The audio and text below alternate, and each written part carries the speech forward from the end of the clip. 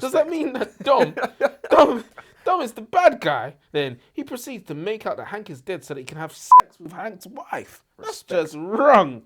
Is Rowan off the hook then? Can she plausibly claim that she didn't cheat because she'd been tricked? No. If that was your wife, what would you say in response to that? What wife? She didn't mean it. He fooled her, right? She didn't mean And she it. said she was gagging Cheated on by it. accident. Do you know what I'm saying? Like, no, it slipped out. She put it back in. If you like stories about magic, spirits, and other myths, then you will love this story about climate change. On Shearwater Island off the coast of the desert of Antarctica, the Salt family live and work as guardians of the world's largest seed vault. I know, that's not what you're thinking it is. Unless you're thinking that it's an index of different kinds of seeds from all over the world, in which case that's exactly what it is. Dominic, the patriarch of the Salt family, left taciturn and brooding after the untimely death of his wife Claire, lives on Shearwater with his 3 children, Fen, Raph, and Orly. One day, during the worst storm in living memory, a stranger called Rowan washes up on shore, a woman marked by fire and loss. Rowan is alone, broken, and helpless, and while the Salt family take pity on her, the unforgiving terrain of the Antarctic desert makes no such promise. I just wish you had said Rowan was riddled with fire and lust. That's what I wish you had said. Which is one thing that Pause the video right now. Go and read Wild Dark Shore by Charlotte McConaghy. And when you've read it, you can join us for the discussion. Or you can join us anyway, because we're going to tell you all about it. My name's Elijah. And I'm Joseph, and welcome to the Aisha Library. Is it Dark Wild Shore? Is it Wild Dark Shore? Wild Dark Shore. Yes. Because I wrote it wrong, and I knew I wrote it wrong, and I thought, let me not say what I've written down. You rolled the dice and said what I thought it was. But what was you going to say? Yeah, I saw you. As soon as I said Rowan's name, I saw you started shaking your head straight away. Disgraceful character. But one of the things I didn't like about this story. But anyway, we'll get into it. I can go first, because I've got more. Yeah. But terrible book, by the way. Insanely criminal. A world ravaged by climate disaster and catastrophe. The last hope for humanity locked inside a vault designed to outlast humanity. Am I being overly generous, or is this a really solid setup? We've read stories about vaults with valuable contents before, but it seems like the author always takes the easy way out and makes it money, or in one extreme case, Bitcoin. Which is really just money with extra steps. You're not going to let that go. Never. Yawn, I'm bored of that. The science nerd in me appreciates that the author has gone in a different direction because it means the opportunity to learn something. I should be able to put this book down and say something interesting about biology off the dome. I want to learn some stuff about seeds, what it might take to rebuild an ecosystem, and most importantly... If I can plant one inside me.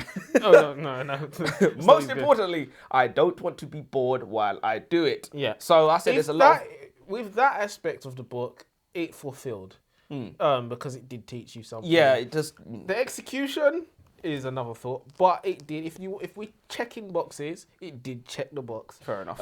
And also, I did also appreciate the seed bank, the world building, and the idea. It's original, you know. I have heard of seed banks and never in my life I've heard of them. I've heard of them, but to set a story on one, I like that idea. It wasn't like an easy choice as well. It wasn't safe. Yeah, it's like, let's do a seed bank, which everyone knows and is entertained by. Yeah. Like, it was, she kind of had to like... But if you have an idea like that, you need to come with a strong premise. Plan of action. Yeah, exactly. I actually really like the opening. We're immediately hit with a double mystery. First, who is this strange woman washed up on the shores of the island? Who is she and why is she here? Because Dom knows instantly she's going to be trouble. Second, why is there a blood stain on the laboratory floor? Now, let me step back a moment. The story is set in a slightly dystopian world on an island dealing with the consequences of climate change. The oceans are rising, the seed bank is flooding, and Dom is the man in charge, living there with his 3 children. Life is quiet and controlled until Rowan appears. She's a woman on a mission. She's here to find her husband. He managed a missionary, more like. He managed to send her one final message before he vanished. I'm in danger. Send help. One thing the author does really well is include these little excerpts about seeds, how they travel, how they survive, how essential they are to the ecosystem. They're genuinely interesting, but I have one big question. Why are they excerpts at all? Why not weave that information into the actual story? That could have easily been one of the children's personalities. They could have been a seed expert or something, letting them teach Rowan and ask about seeds in a natural way. That just seems like a massive missed opportunity. And while I'm asking questions, why did Hank send that dramatic message in the first place? Send help, I'm in danger. Was that ever properly explained? Because that really feels like a message that was just a plot device, something to hook the reader and create instant reaction from Rowan to get help onto the island. Rowan, just like a woman would, failed to follow a simple instruction. She didn't send help, and what's worse, she didn't even at the very least bring a bloody weapon. Yeah, crazy. So was Rowan an unnecessary plot device too? Because I can't see what purpose she served. Most of the interesting stuff happened before her arrival, for that matter. If anything, the story should have been set before she even arrived. Do you disagree?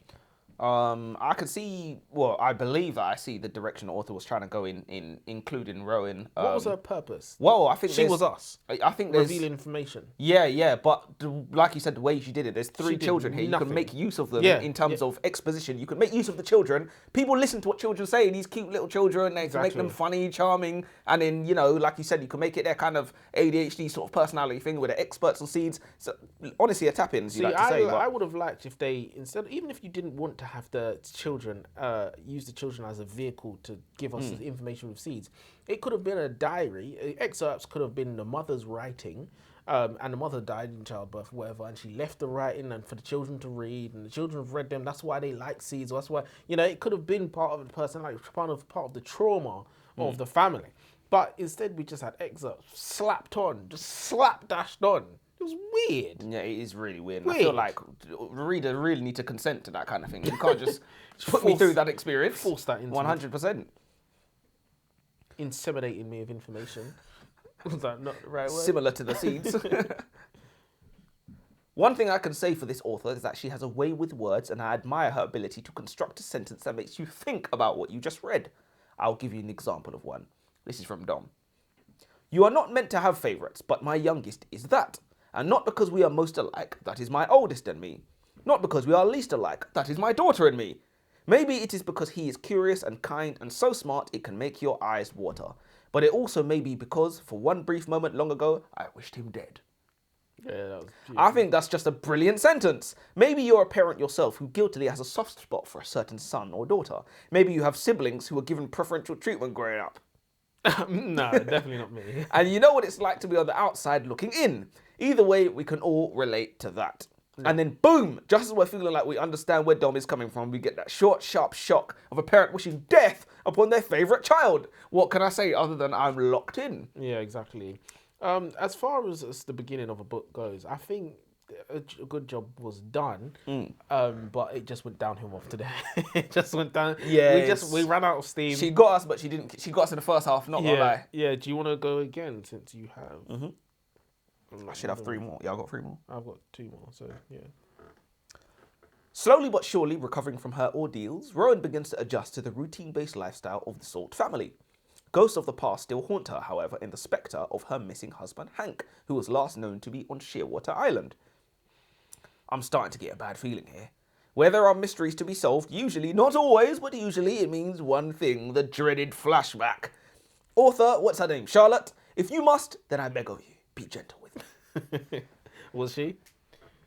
She weren't terrible. It wasn't. She's not the worst offender we've had. Definitely not. By no stretch of the imagination. Not even close. How did this perilous mystery suddenly turn into a romance? Let me get this straight. A woman? No. A wife receives a terrifying message from her husband. I'm in danger. Send help. She tracks him down, washes up on the island half dead, finds bloodstains in the lab, and even suspects Dom might have something to do with it. And then she decides to sleep with him. And it's not just a one-off lapse in judgment. They go full romance mode. She barely knows Dom or his children. And she literally suspects they might be a part of whatever happened. And suddenly she's stepping into this weird stepmom role. Like mystery has just vanished. I'm sorry, what? And the bloodstains, were they ever actually explained? Or was that just another dangling plot device used to wind us up and then quietly abandoned? Look, I can forgive a plot device. What I can't forgive is a pile of coincidences. Rowan conveniently gets shipwrecked right onto Dom's island, Why? What was the narrative purpose? Did that even serve beyond convenience? And Dom conveniently decides not to tell Hank's wife the one piece of information she came for. What happened to, hi Rowan, your husband is alive, but he's been detained because he tried to murder my daughter. That's one sentence. One. But instead, he lets her believe that, exactly, he lets her believe that Hank's probably dead and then starts a relationship with her. Wait, does that mean that Dom is the bad guy? Then he proceeds to make out that Hank is dead so that he can have sex with Hank's wife. That's just wrong. Is Rowan off the hook then? Can she plausibly claim that she didn't cheat because she'd been tricked? No. If that was your wife, what would you say in response to that? What wife? She didn't mean it. He fooled her, right? She didn't mean And it. she said she was gagging on by it. accident. Do you know what I'm saying? Like, no, it slipped out. She put it back in. Yeah, but she was duped. She was duped to a certain degree. She believed he was dead. His passport was here. She shouldn't have been there. He said, send help, not come help me. Send help. She came to help somebody else, man. Do you know what I mean? Oh, my goodness gracious. That's not the position I hired you for. But no, in all seriousness, like it's like you said, she didn't even bring a weapon of any kind. She could have been walking straight into the jaws of the... Might not even been him. Might have been someone trying to lure her into a trap. Exactly. So when you're that stupid, it's inevitable. Oh, I thought that's what you said. Dom saw it and he said, perfect. My prayers have been answered. Who am I to deny a gift? A gift from the Almighty. He said, prayed every night. She just washed up on shore. Prayed every night. Naked as the day she was born. Stupid as you. Yeah, what's he meant to do? I know, I would have done. It'd have been gay if he didn't. That was too far. That was the one joke that went too far. This story is filled, and I mean filled, with symbolism. The seed vault, filled with mankind's last hope for biodiversity. See, I did a little bit of research about biodiversity.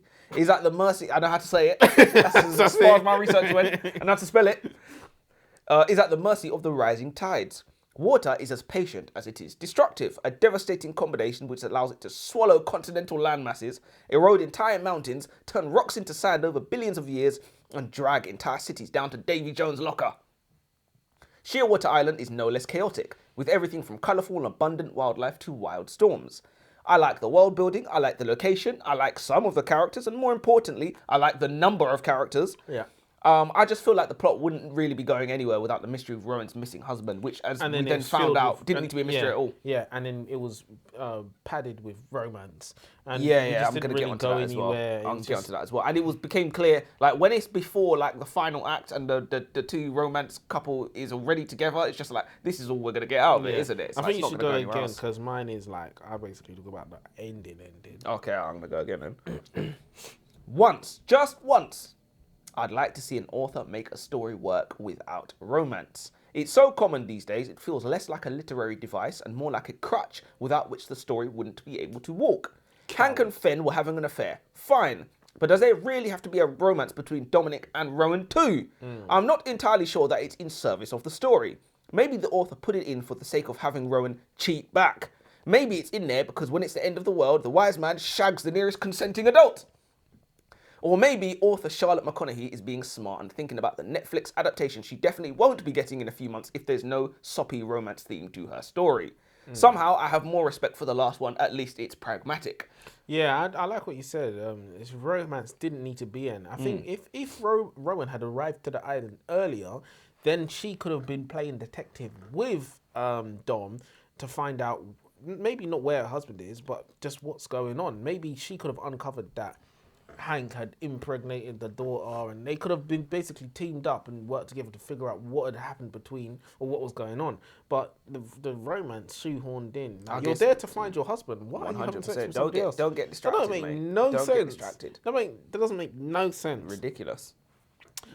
Worst Father of the Year award goes to Dom. Honestly, how did he allow both of his children to be groomed by Hank? Hank impregnates one and completely twists the mind of the youngest, Ollie. Then we finally get the truth. Hank is being detained because he got Dom's 17-year-old daughter, pregnant. And when she told him, he tried to kill her on the spot. A bit of an extreme reaction, to say the least. And then the rest of the mysteries unravel. It wasn't Hank who sabotaged the island's communications. It was Ollie, acting under Hank's influence and their brilliant master plan. If they couldn't save every seed in the vault, they were just going to destroy them all. I'm sorry, what? What kind of logic is that? But credit where it's due, the ending scene sequence is strong. Ollie sneaks back to free Hank. Hank instantly betrays him and locks him up to drown. And that misdirection works perfectly. Dom is frantically trying to save Ollie, leaving Fen completely exposed, giving Hank a clear path to finish what he started. It's tense, chaotic, and it actually works.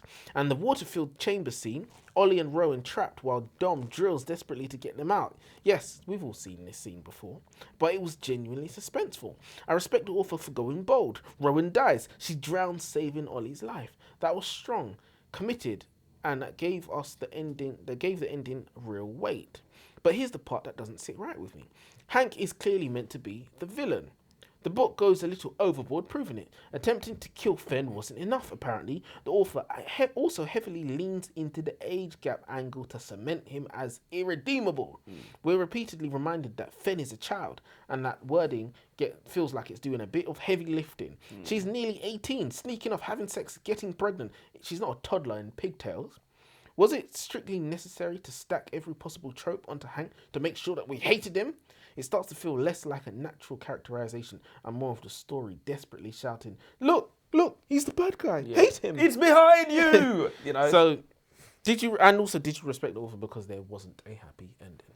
I'm not going to say I always respect when there's no happy ending, but I feel like the happy endings do need to be in service of the story. Anything you do needs to be in service and making it better, not just there for the sake of it. So I did think the ending was fine. There was at least some loss in the ending. There was like stakes, and our characters took damage. Do you think she chickened out of killing the boy and saving the girl? Absolutely. That's what should have happened. Absolutely. And you'll never convince me otherwise. It's there. You know that's what to do. That's a bittersweet Do ending. it. It's not even 100%. bitter. I don't even know if you can say it's bittersweet. No, it's not. It's just bitter. It's just bitter.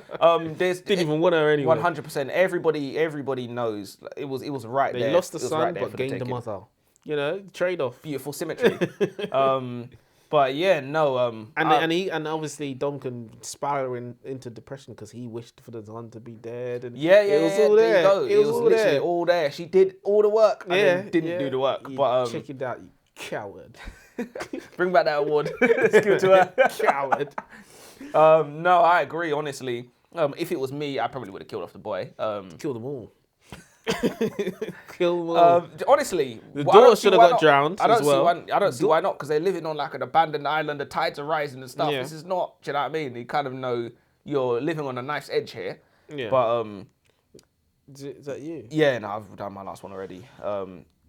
What would you say? What would you rate the book out of 5, out of 10, whatever? So this book had potential. It started very well, and for that reason, the ending was good. Otherwise, I would have said, I'll give it a 2.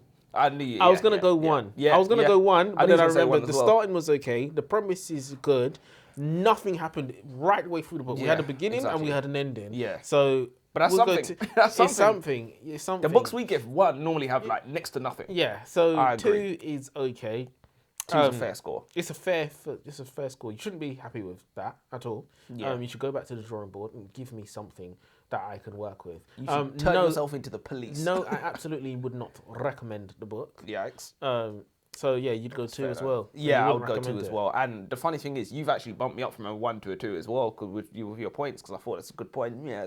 Pretty good beginning, pretty good ending, sort of thing. And it's like, and it's an original premise on the made a good bag. case. Exactly. Made a good case for it. So fair enough. You bumped me up to a 2 there. But honestly, you need close. You're flying by the seat of your pants, mate. Flying by the. That's a beautiful way to put it. Skating on thin ice. You need to do better for your own sake. Yeah, exactly. We will meet. We'll be meeting you again, I suppose. We will meet again, I should say. Yeah, for sure. So yeah, I would probably not recommend this book. You can't recommend a 2. You can't.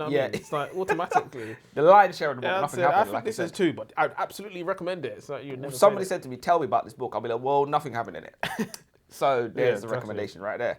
And that's pretty much what I have to say about it, to be honest. Well, as we like to say, till next time. Till next time.